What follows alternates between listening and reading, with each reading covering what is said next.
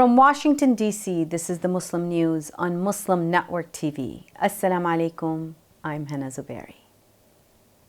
Our top story tonight. A 17-year-old Muslim boy was fatally shot by off-duty security guard while attempting to return a malfunctioning toy gun at a Big Five store in Renton, Washington. The guard, Aaron Myers, faces a second-degree murder charge in the killing. The teenager, Hazrat Ali Rouhani, had come to the store to return a replica gun. Meyer claims Rouhani and his companions were planning a robbery. Surveillance footage contradicted Meyer's claims, showing no attempt at robbery. Prosecutors say Myers unlawfully escalated the situation, resulting in Rouhani's death. Israeli airstrikes have killed 14 Palestinians, with many more injured over the past 24 hours in Gaza. The strikes targeted a home in Gaza City's Zaytun neighborhood, where 6 fatalities have been confirmed, according to Wafa news agency. On Wednesday, the Israeli military cordoned off the Shabura camp in Rafah in southern Gaza and initiated a ground offensive. Israeli forces also conducted a raid in Kafr Dan near Jenin in occupied West Bank, killing 6 more Palestinians. The Israeli military said about 160 rockets were launched from Lebanon into northern Israel on Wednesday.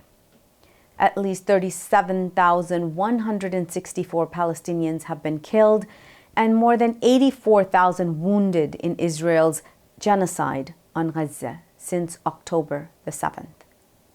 Israel is accused of genocide at the International Court of Justice, whose latest ruling ordered it to immediately halt its operation in Rafah. The United Nations Commission of Inquiry, or COI, has accused Israel and Hamas of committing war crimes since October 7, 2023. Its report, which was released today, is based on extensive evidence highlighting severe violations in events up to the end of last year. These include starvation, arbitrary detention, and large-scale destruction of civilian infrastructure. They amount to both war crimes and crimes against humanity, the Commission said, painting an alarming picture.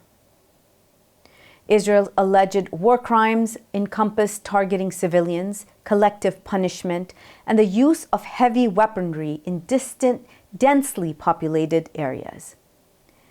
Israel has dismissed the Commission's finding, accusing it of anti-Israel bias and obstructing its investigations.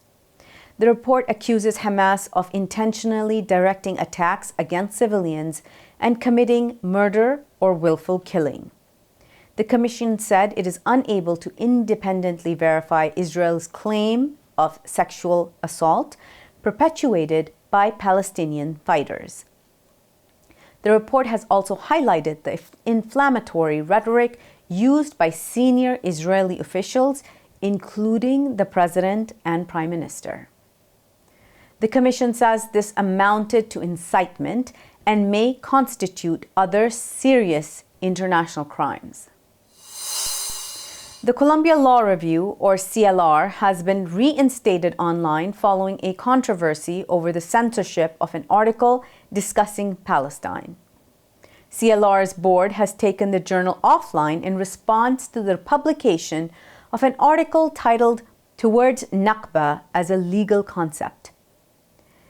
The board expressed concerns about the publication process, but student editors voted to reject an offer to reinstate the website with a disclaimer appended to the article. Citing principles of academic freedom, they emphasized the importance of not silencing scholarly discourse. Soham Paul, a CLR article's editor, highlighted the significance of students asserting their influence. He said powerful legal scholarship cannot be silenced. The Canadian government has confronted Israel for allegedly backing an online, coordinated, and Islamophobic misinformation campaign targeting Canadian citizens. The Toronto Star reports that Canada conveyed these concerns after Israeli newspaper The Haaretz claimed a state branch had hired a private firm to influence public opinion in Canada and the U.S. Global Affairs Canada spokesperson James Emmanuel Wanke has told the Toronto Star that the Rapid Response Mechanism, or RRM, that monitors foreign state-sponsored misinformation is investigating the prosecution. He says that the RRM has corroborated some aspects of the claim. The report said that the Israeli embassy in Ottawa did not respond to the Toronto Star's request for comment. Amira Al-Ghawabi, Canada's anti-Islamophobia official, described the accusation as, quote, extremely disturbing. New York Democratic primary candidate George Latimer has sparked controversy by suggesting his rival Jamal Bowman's constituency is in Dearborn, Michigan, a predominantly Arab-American city. Mehdi Hassan, founder of Zeteo News, said Latimer was engaging in straight-up Islamophobia. The Arab American Institute also rebuked Latimer's comments. Latimer's ties to pro-Israeli groups and past statements drew criticism and accusations of Islamophobia. Bowman, a progressive member of the left-wing, quote, squad, highlighted Latimer's opposition to taxing the wealthy and accused him of relying on Republican tactics. Latimer has received substantial outside funding, notably from pro-Israeli lobby groups, the American Israel Public Affairs Committee, or AIPAC. Politico reported on Sunday that AIPAC has raised more money for Latimer than any other candidate. According to the group's campaign finance filings, it has raised a little over $1.6 million through the end of April from nearly 1,800 donors. Observers say that with the Democratic primary coming on June 25th, this rift underscores a clash of ideologies within the party. Democrats unveil task force to combat far-right Project 2025. Details come after the break. Stay tuned and we'll be right back.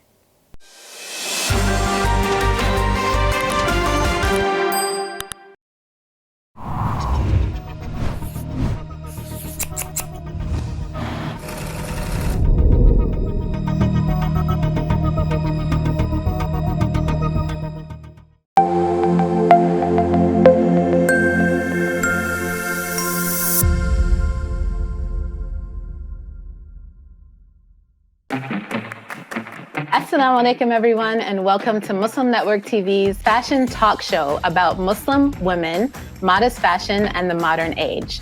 Today, we're spotlighting two designers who have created brand new hijab fashion concepts from Rook as well as Veil Street. The best in business are those who provide a solution or solve a problem. It is so empowering to know that you can find a happy balance between entrepreneurship and your faith, and also giving back to your community. To remember, like, when things happen, you have to keep going. Like, this is my dream. No matter what is thrown at me, I'm not giving up. So remember to pivot. And I love that in hijab fashion, it's kind of like you're being creative and you're expressing yourself through fashion and style. But the hijab part is always, always connected to worshiping Allah. Every Saturday at 7 p.m. Eastern, only on Muslim Network TV.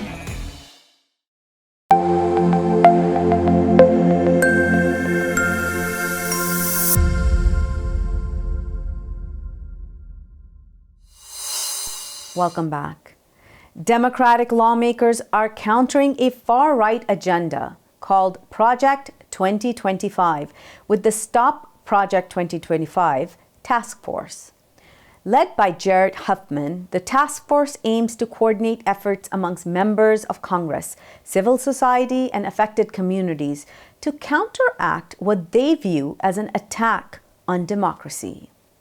The right-wing Project 2025, outlined in a 920-page agenda, seeks to dismantle environmental protections, eliminate the Department of Education and restrict abortion rights, and also deport undocumented immigrants.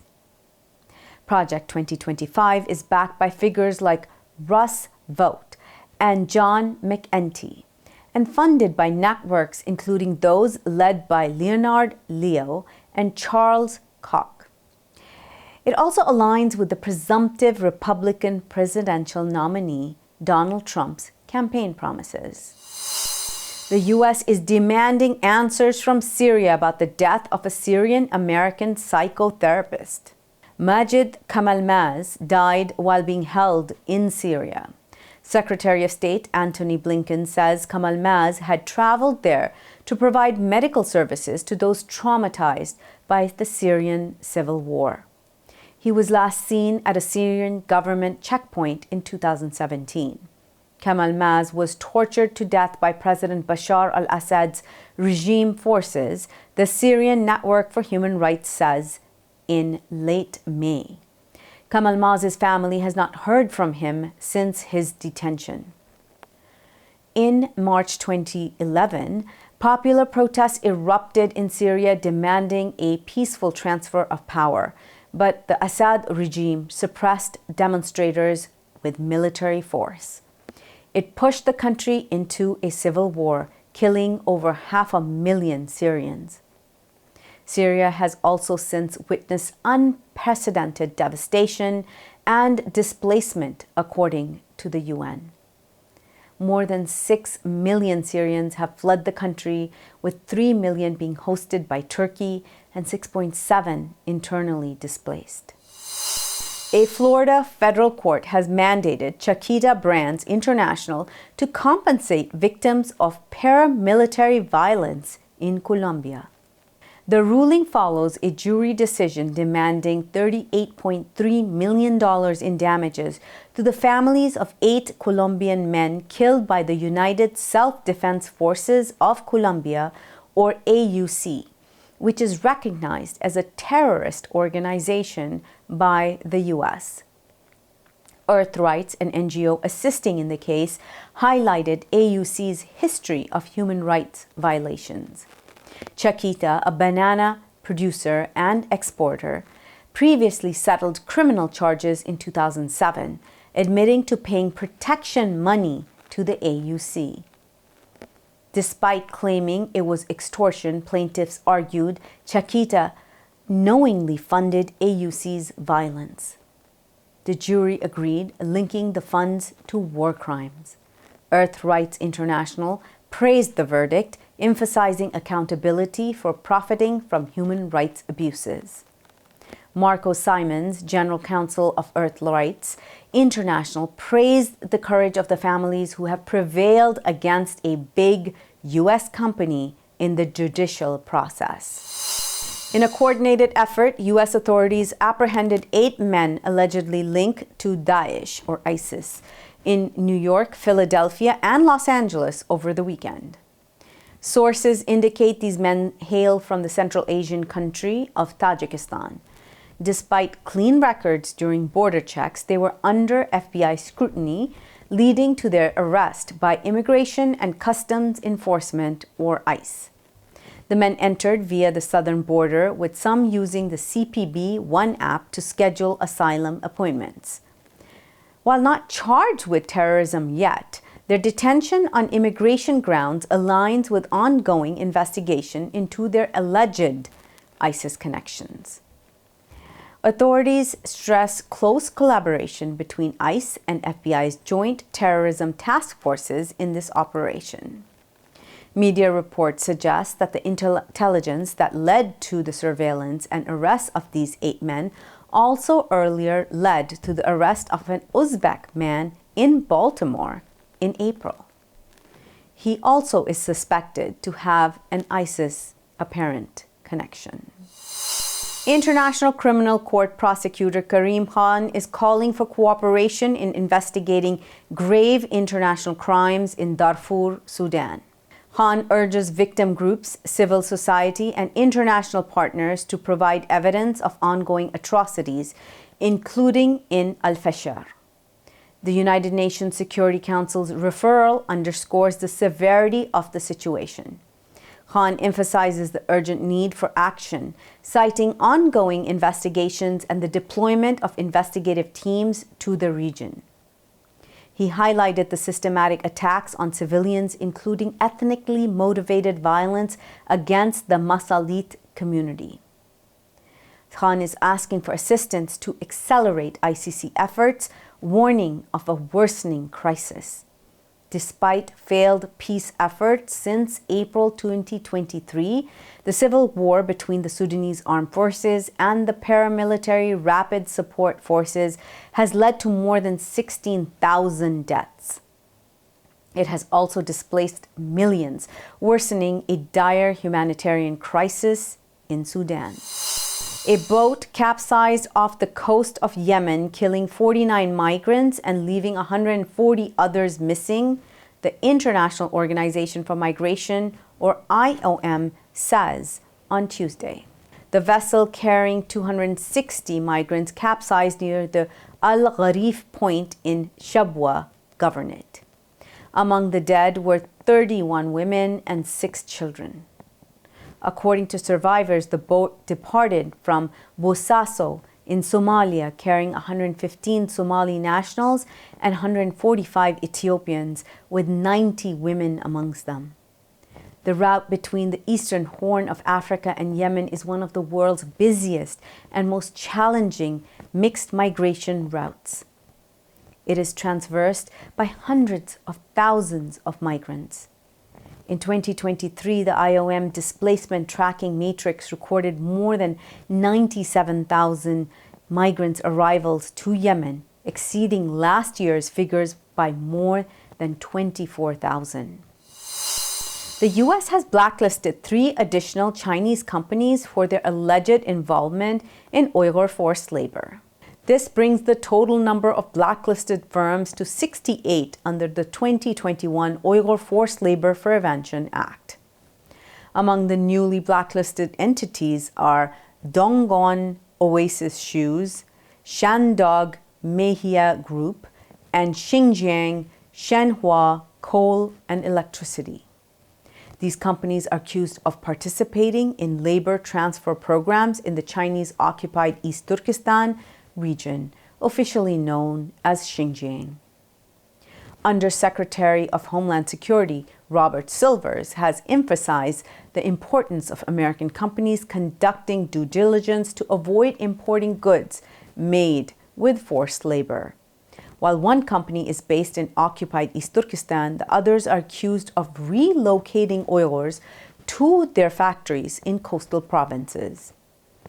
The move has drawn both criticism and praise, with U.S. industry groups welcoming it to prevent domestic companies from competing with slave labor. Meanwhile, Beijing denies the allegations, accusing the U.S. of protectionist trade policies. That's all from our Washington, D.C. studios tonight. Thank you for tuning in. You can subscribe to our YouTube channel and hit the bell icon for the latest updates. Your support is needed now more than ever to continue our mission of providing informative, educational, and inspiring content to Muslims in North America and around the world. Donate now by visiting Muslim Network TV/donate.